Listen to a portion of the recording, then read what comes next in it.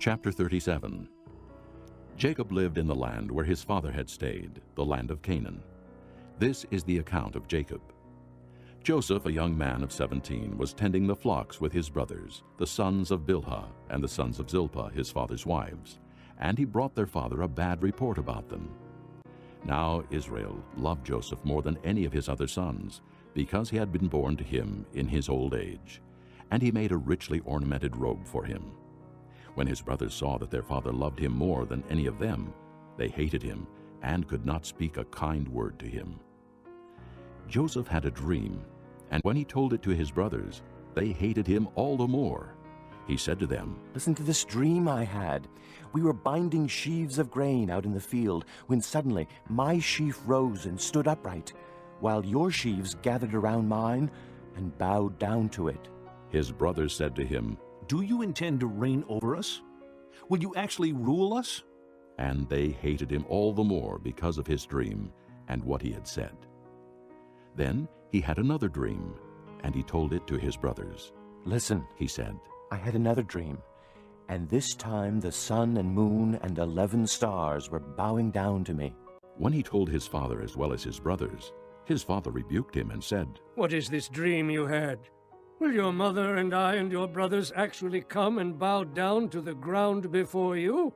His brothers were jealous of him, but his father kept the matter in mind. Now his brothers had gone to graze their father's flocks near Shechem, and Israel said to Joseph, "As you know, your brothers are grazing the flocks near Shechem. Come, I am going to send you to them." "Very well," he replied.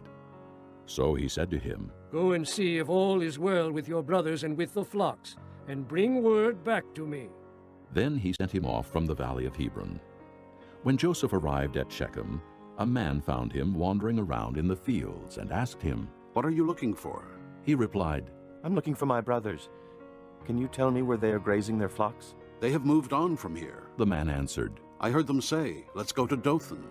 So Joseph went after his brothers and found them near Dothan. But they saw him in the distance, and before he reached them, they plotted to kill him. "Here comes that dreamer," they said to each other. "Come now, let's kill him and throw him into one of these cisterns and say that a ferocious animal devoured him. Then we'll see what comes of his dreams."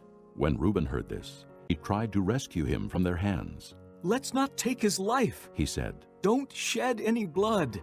Throw him into this cistern here in the desert, but don't lay a hand on him."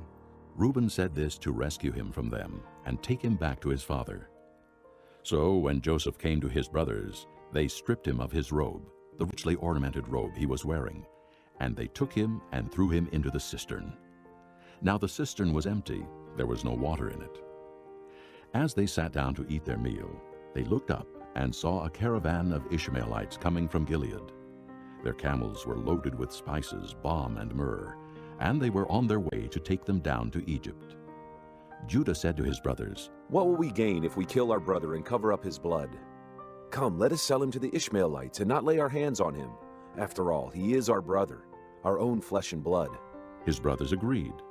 So when the Midianite merchants came by, his brothers pulled Joseph up out of the cistern and sold him for 20 shekels of silver to the Ishmaelites, who took him to Egypt. When Reuben returned to the cistern and saw that Joseph was not there, he tore his clothes. He went back to his brothers and said, "The boy isn't there. Where can I turn now?" Then they got Joseph's robe, slaughtered a goat, and dipped the robe in the blood. They took the ornamented robe back to their father and said, "We found this. Examine it to see whether it's your son's robe." He recognized it and said, "It is my son's robe. Some ferocious animal has devoured him. Joseph has surely been torn to pieces." Then Jacob tore his clothes, put on sackcloth, and mourned for his son many days. All his sons and daughters came to comfort him, but he refused to be comforted. "No," he said, "in mourning will I go down to the grave to my son." So his father wept for him. Meanwhile, the Midianites sold Joseph in Egypt to Potiphar, one of Pharaoh's officials, the captain of the guard.